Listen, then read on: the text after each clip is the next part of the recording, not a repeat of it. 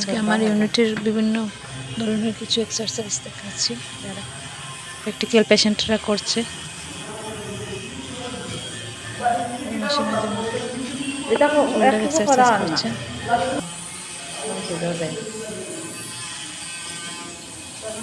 অনেকদিন যাবত ওনার shoulder pain আছে।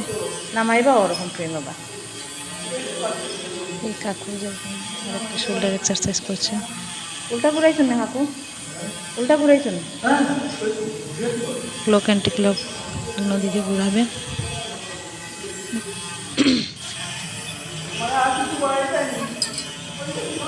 দোয়ার দিয়ে করেন। না না একবারে না, এক হাত শেষ করি।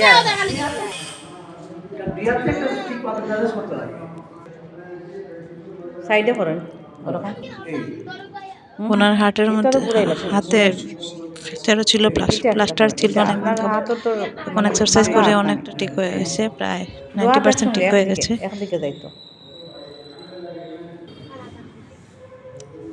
দুইটা দুই সিটে না, দুইটা একদিকে যাইতো, দুই দিকে দাঁড় গেত, একদিকে আইতো, দুইটা দুই দিকে যাই গেত, দুই দিকে যাই গেত। ও ঠিক আছে। উপরে নিচে করছেন, উপরে নিচে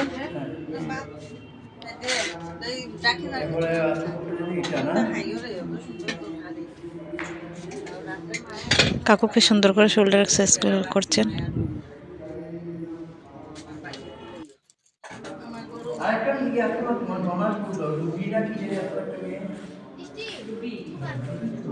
যে উনি এক্সারসাইজ করা শেষ করে নিয়েছেন, করে চলে যাচ্ছেন।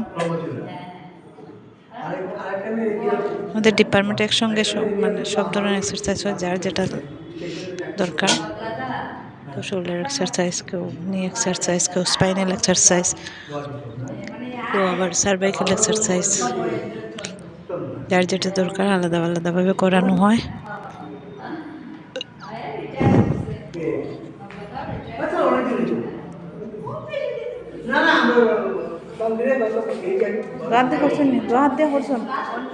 আরেকটা এক্সারসাইজ করছেন, শোল্ডার এক্সারসাইজ।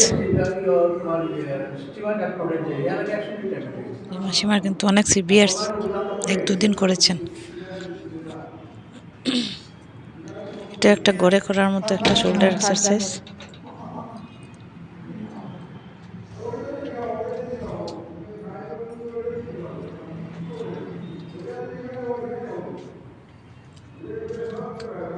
একদিন দুদিন করে অনেকটা হাত উঠাতে পারছেন, হাত একদমই উঠাতে পারতেন না।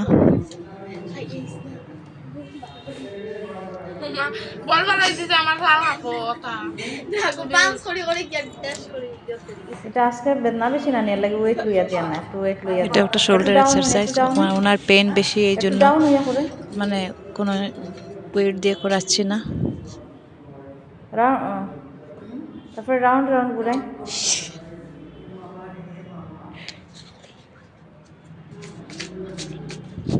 যখন একটু পেন কমে যাবে তারপরে একটু ওয়েট দিয়ে করাবো। টেবিলও ধরিয়া দাঁড়াই না, টেবিলও ওরকম হাতে ধরেন। একটু ডাউন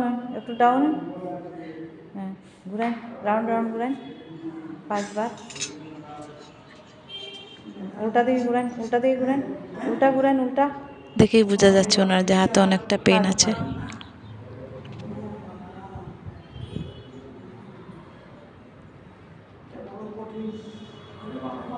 বেদনার লাগে। এটা একটা যাদের হাতে ফ্র্যাকচার হয়েছে, হাত মুঠো করা যাচ্ছে না, এটা হাতটাকে ফ্লেক্সিবল করার জন্য করা হয়।